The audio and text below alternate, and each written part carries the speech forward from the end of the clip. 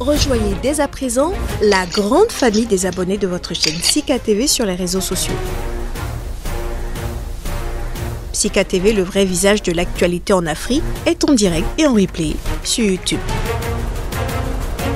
Abonnez-vous et cliquez sur la cloche de notification pour ne rien rater. Nous sommes également présents sur Facebook et sur Twitter.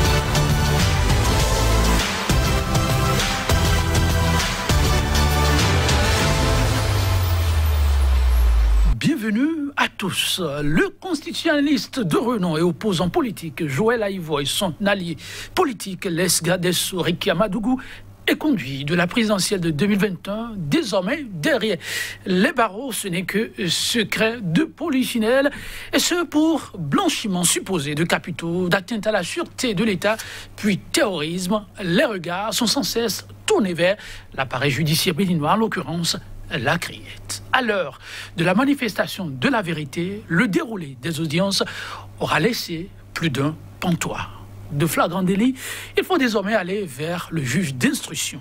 De quoi rendre confus ceux qui accordaient encore un peu de crédit à la procédure judiciaire enclenchée.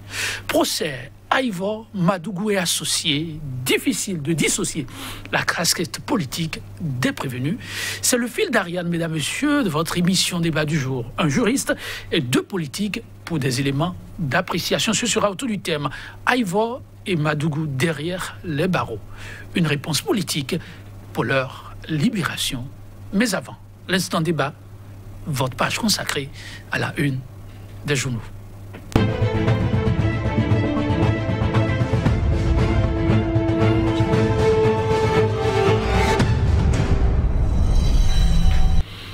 Merci de prendre le dernier rendez-vous parlant justement de la une des journaux avec nous et déjà en position pour nous faire le point, Landry Salanon.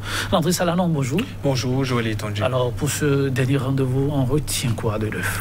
Écoutez, les universités se mangent le nez. C'est une tribune ou des propos du professeur Roger Boyonvi, en tout cas, qui a entraîné l'ire de certains de ses collègues. Même le professeur Boko a pris donc la parole pour s'insurger.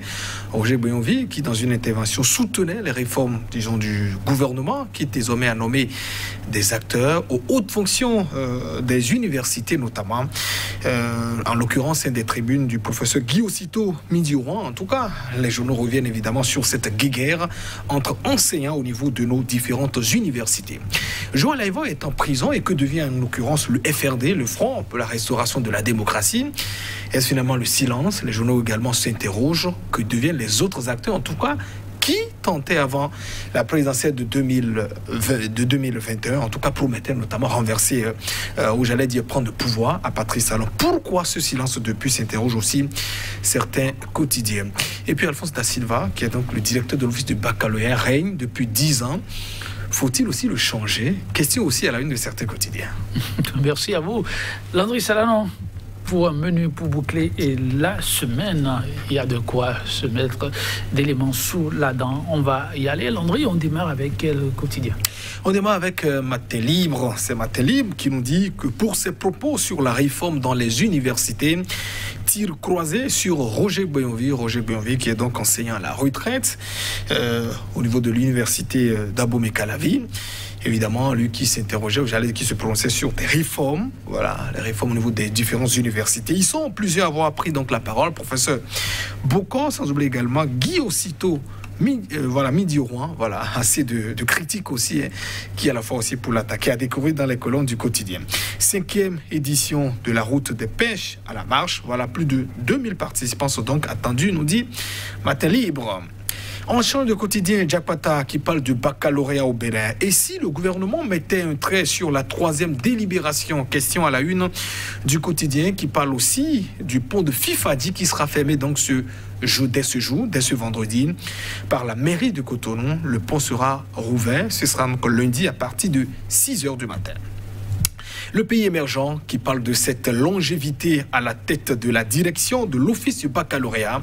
Alfonso Yessir da Silva est-il la seule compétence au Bénin? Question du journal.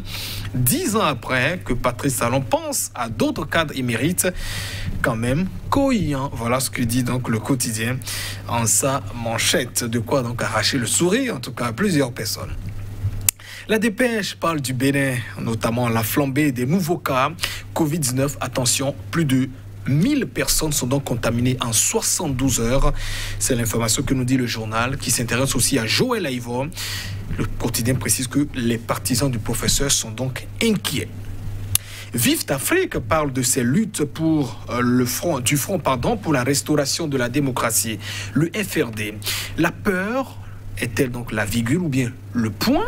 Voilà, c'est donc une interrogation. Le FRD, qui regroupait donc certains acteurs, notamment dont Joël Aïvo, Valentin Diti-Houlé, et puis Éric Oumété, qui est du Parti des démocrates, évidemment se creusait, qui promettait tout de même, en tout cas, prendre le pouvoir au cours de la dernière élection. Joël Aïvo enfermé, donc le quotidien qui se demande, est-ce que la peur, c'est donc la virgule ou finalement le point? L'Audace Info parle de ces poursuites, de l'assaut républicain, le vrai combat souverain pour la restauration de la démocratie. Tous aux côtés de Sébastien Germain à Javon, sans peur, c'est ce que nous dit donc le quotidien.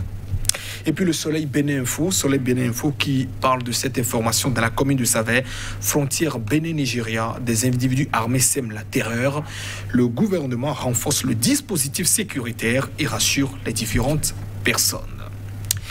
Le Nouvel Observateur parle, disons, de ces travaux, des travaux d'entretien pour le pont en parfait état de Fifadji. Voilà, c'est ce qu'ont dit donc les autorités. Voilà quelques curieuses contradictions. Voilà, c'est une interrogation. Et parlant de l'université d'Abomey-Calavi, Roger Béonvi parle des réformes, on dit le quotidien. Le Nouvel Observateur politique, le journal s'interroge toujours. Boni Yahi est-il en exil? Question à sa une. Le confrère de la matinée s'intéresse à nos routes, notamment état de dégradation avancée des tronçons, voilà, des tronçons ciné, le Bénin, rôle des arts, et puis la pousse du travail de Cotonou, une situation qui remet en cause tout le travail qui se fait au niveau de nos routes et rues. Voilà, ce n'est pas du tout bien pour l'image de notre pays, clame le confrère de la matinée. Et Dabarou, l'autre journal, qui parle de cet entretien exclusif avec le préfet du littoral. Alain Oronla rêve d'un Cotonou plus rayonnant et plus attrayant. Zoom sur la vision et notamment les ambitions pour cette ville départementale. Alain Oronla, ancien ministre de la communication de Patrice Talon, désormais préfet du département du littoral. Le Télégramme rapporte ses propos du patron des flics, le directeur général de la police républicaine, tête à tête du préfet du littoral, aussi avec Alain Oronla, et puis aussi des imams centraux, voilà, du littoral. Et ses propos du DGPR, je ne veux pas appartenir à une communauté où il y a le désordre. Voilà ce que dit donc Soumaïla Yaya, qui est le patron des flics. Et puis l'économiste avec lequel nous bouclons d'ailleurs parle de cette intégration régionale et puis enseignement supérieur. L'Union économique et monétaire ouest-africaine a financé 620 étudiants en master et fin de thèse. Et puis célébration de la fête du 15 août à Savalou, une attraction culturelle et économique autour de l'IAM. Merci à vous, Landry Salanon. Actualité politique pratiquement en berne. Et le quotidien Vif d'Afrique de s'interroger avec sa manchette du jour, Landry Salanon. Oui, le quotidien qui parle de ces luttes pourtant engagées il y a quelques mois par le Front pour la restauration de la démocratie. Le quotidien qui s'interroge, la peur. Est-ce que c'est une virgule ou bien finalement le point? Autrement dit, est-ce que c'est la peur mais finalement fin ou bien en tout cas c'est une pause par rapport à toutes ces actions? On rappelle que l'FRD, c'est le Front pour la restauration de la démocratie, qui était donc un creuset, qui regroupait à la fois le mouvement de Valentin Diti-Houlé, on sait très bien, d'opposition, les démocrates, en tout cas Eric Oumété qui représentait aussi les démocrates dans ce creuset. Et puis Joël Aïvo aussi avec son colistier qui figurait également dans le Front pour la restauration de la démocratie. Le Front, le FRD qui affichait quand même toutes ses ambitions, c'était d'aller donc conquérir le pouvoir d'État.